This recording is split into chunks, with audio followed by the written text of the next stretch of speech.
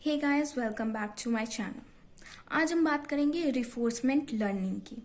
तो इससे पहले वाली वीडियो में जैसे कि आपने देखा था सुपरवाइज्ड और अनसुपरवाइज्ड लर्निंग क्या होती है, उसी के साथ एक और लर्निंग होती है जो कि होती है हम लोगों की रिफोर्समेंट लर्निंग।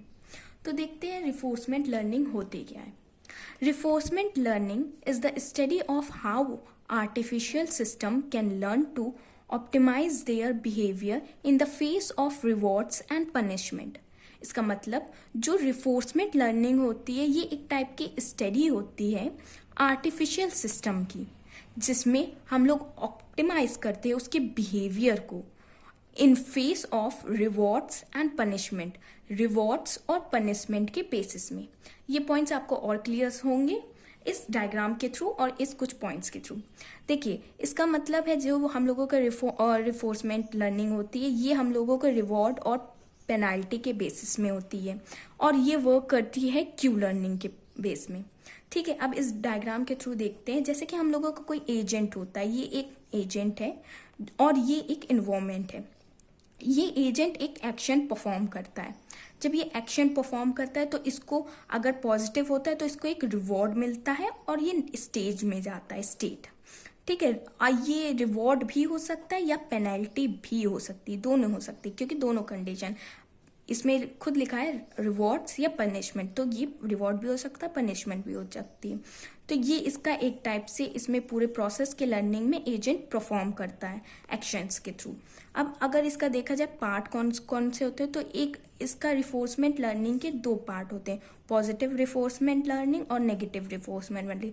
पॉजिटिव आप कह सकते हैं रिवॉर्ड के बेसिस पे, और जो नेगेटिव होती है पेनल्टी के बेसिस पे, पेनल्टी के बेसिस में। जैसे कि अगर देखा जाए, आप पॉजिटिव में बात करें, अगर आपने कोई गोल अचीव कर लिया या फिर आपको कोई क्रेडिट मिला तो वो आपका एक टाइप से पॉजिटिव रिवॉर्ड में, तो आपको उसके बेसिस में कोई प्राइजेस मिले तो ये आपके पॉजिटिव रिफोर्समेंट के बेस में आ सकता है।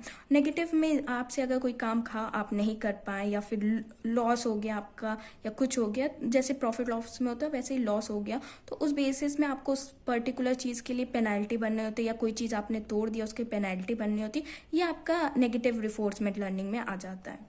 ठीक है, अब बात करें इसके स्ट्रक्चर की या डायग्राम की, तो फिर सबसे पहले स्टार्ट करते हैं। ये एक इन्वायरमेंट है जो कि इनपुट करता है, स्टेट को इनपुट करता है, और सेकेंड पार्ट में वेक्टर को। ये एक क्रिटिकल है जो आपके क्रिटिक है जो आपके बेस इसमें इन्वायरमेंट के बाद क्रिटिक में वेक्टर फॉर्म में जाता है। उसके बाद ये सिस्टम जो भी परफॉर्म होता है वो लर्न करता है पूरे सिस्टम को। उसके बाद जब ये पूरा लर्न कर लेता है उसके बाद ये एक्शन परफॉर्म करता है, और एक्शन जब परफॉर्म करता है तो ये इन्वायरमेंट के पास आ जाता है। मतलब बेसिकली ये देखा जाए जैसे इसका पूरा फॉर्म है सिंपल, अगर यही डायग्राम सिंपल फॉर्म में ये है, एजेंट से एक्शन करता है इन्वायरमेंट के थ्रू और फिर बाद में रिवॉर्ड या पेनल्टी के थ्रू आपको उसका रिजल्ट मिलता है। सो ये इसका डायग्राम है और ये हम लोगों का रिफोर्समेंट लर्निंग है।